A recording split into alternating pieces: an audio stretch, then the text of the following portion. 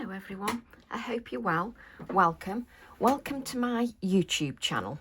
So I thought we'd carry on with another snippet, and then I thought we'd have a little recap of some of the snippets and have a look at them. So we're on snippet 89, and as always I'll be using a piece of Pink Frog super smooth card 300 GSM, 4 inches by 6 inches, and I've now got these in packs on my website, so then it saves any cutting out, and we've got them in packs, and they're in packs of 100, so you can find those on my website. So we're on snippet, we've done snippet 89 and we're on snippet 90, and now I want something that coordinates with this. So let's move that on one side. So I'm going to use one of my smaller acrylic blocks, and I'm going to use Twisted Citron. So I'm going to just dab some Twisted Citron on there. I'm then going to dab a little bit of Rustic Wilderness. So let's have a little bit of Rustic Wilderness. And then a little bit of Vintage Photo. Just a little bit. And then I'm just going to spritz that with water. So we'll just give that a little spritz with water. And then I'm going to place this onto my 4 by 6 inch piece of card. I'll just tip off the little excess there. And then I'm just going to place this on here. Now it's entirely up to you if you want to press that so that it moves further, or you can just give it a few moments just to settle and leave it where it is. But if I press, it'll just spread. So I'm just going to leave it just to rest like that for a few moments. Now, if I lift it straight away, all the ink just goes into the centre. So I'm just going to leave it so that some of the colour can absorb into the cardstock. So I'm just going to leave that a few moments. And the snippets, they're just literally a snippet of an idea. You can take it further, you can pare it back even more, or you can just do one part of it. But it's just a snippet of an idea. I can't believe that we're on snippet 90. I mean, that is just amazing.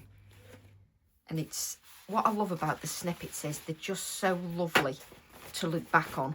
And sometimes you can look back on them and it just sparks off another idea. And I keep mine in a Diane Reevely journal, or you can make your own journal if you wish. And you can see I've just given that a little bit of time. It'll still move a little bit because you've got all these watery inks and they're bound to move. Now you can still move this colour if you wish, just so that it moves in different places. It's entirely up to you what you do. There's also some ink still on the acrylic block, and you could just use that on another piece of card if you wish. On this occasion, I'm not going to do that. And you can see there is plenty of moisture on there.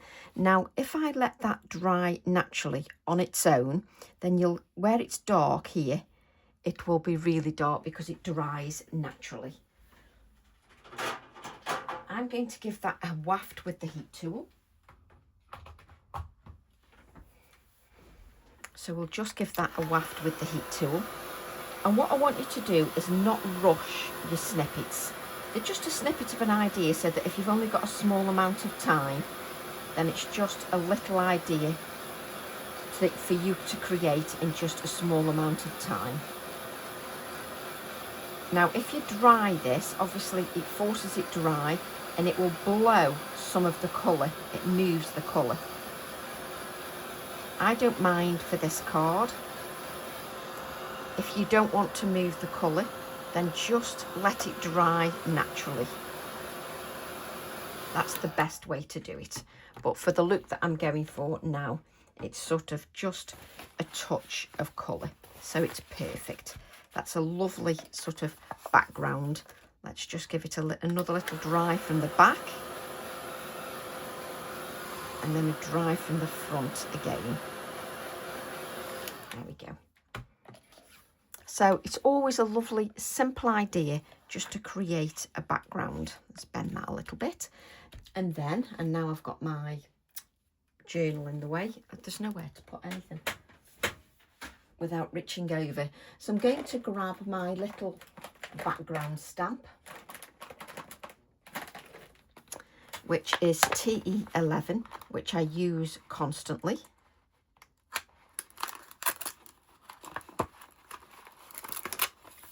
And I'm going to add some background stamping, and I'm going to use the Rustic Wilderness to add some of the background stamping. So I'm using TE11 just to add a touch of background stamping. So just a gentle touch with my finger, and I'm using the oxide, so that isn't a permanent ink, and it will move if you use water again. But I just love the softness of just adding this to the card, and it'll still have a little bit of moisture in that card as well. Now, because we've used the oxide, we need to give that stamp a little bit of a wipe. Look at the amount of, there's hardly any wipe there, but I need to give that a little bit of a wipe so that if I use black afterwards, it's absolutely fine. But can you see, it just looks lovely. And then I'm going to use TE30, and I'm going to use the Toad Lily. Just a beautiful floral. So I'm going to use that Toad Lily. There we go. And what I'm going to do is I'm going to stamp that in a brown. And I'm going to use, she says, Portobello. So I'm going to use the Portobello just to stamp my floral, and it's a beautiful floral. And obviously I'm working with these colours so it coordinates with the previous page. I like the two pages just to work together. I didn't initially when I was doing the snippets, but I do like to now have them working together. You know what you like, each time you create something you change your mind. So I'm going to add this just sort of there, like so.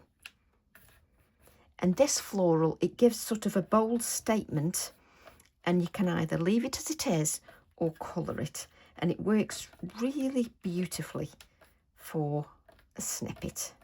So let's just give that a little bit of time. And you can see, because I've had moisture in there, I am using a permanent ink pad, which is great, which means that it won't move. But because I've got that moisture in there and those distress oxides, I just need to give that a little bit of time just to absorb onto the surface of the card. And it looks beautiful stamped in the brown.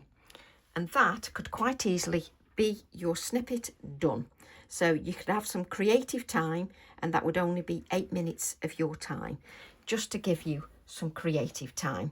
However, if I want to take it a little bit further, I'm going to take some of my Prismacolor pencils. This one is Dark Umber PC947, and I'm just going to add a little bit of the brown. So you could quite easily spend 8 minutes just creating a little card or a notelet for somebody, and just, you know, put a little sentiment on there, a little bird, and your card's done. I've then got Olive Green PC911. I'm just going to add a little bit of that olive green, and I'm pressing very lightly. Did I actually put some burnt umber on there? So I am pressing very lightly with my colours. I'm not pressing too hard with those colours. So there we go. So you've now just got a little bit of colour just added on there.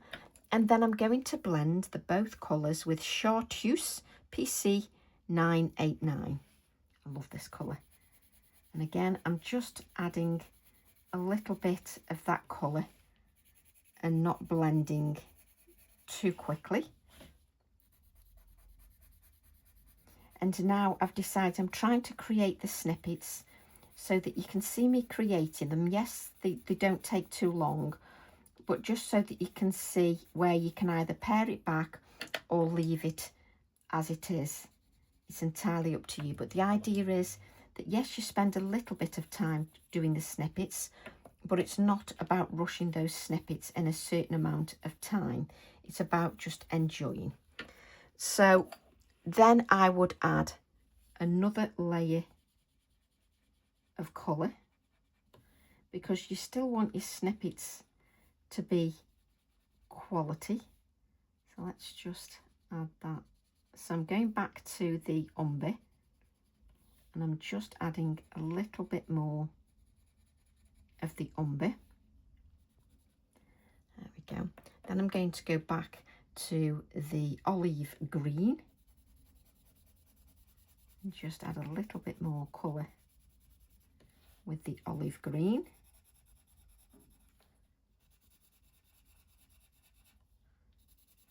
Just to give a little bit more depth. There's always one amiss, always. And then again, just blending with the Chartreuse. So just blending all the colours with that Chartreuse. And it's up to, I mean, normally I would add sort of 3 layers for blending and just getting a beautiful blend. And then that's yellow, Tracy. I'm then going to pick up the white and just sort of blend out the edges of the Chartreuse with a touch of the white, just so it blends it out to sort of nothing. And you would give that time to rest, and then I'm going to add some little sort of touches of white just to highlight that a little bit more and just give it a little bit of vibrancy. A little bit of white just down the stem. And you know, it's funny, it only takes a little bit of colour and it just pops. So let's add a few splatters.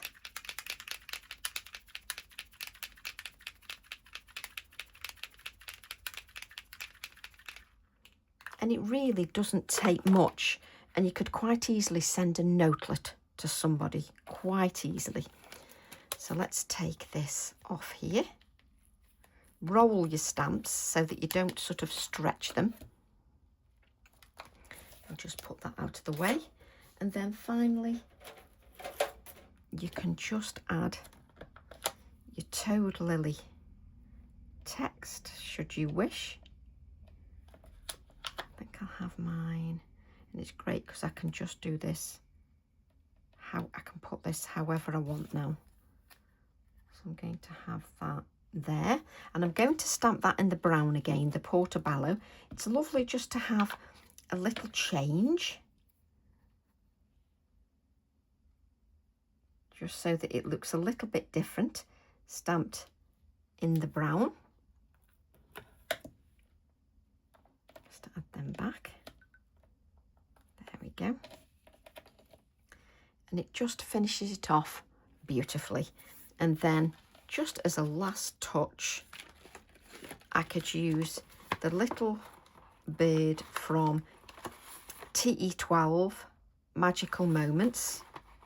Let's bring this out and add the little bird, TE12, and we will stamp that in the black, just so that that is in the foreground.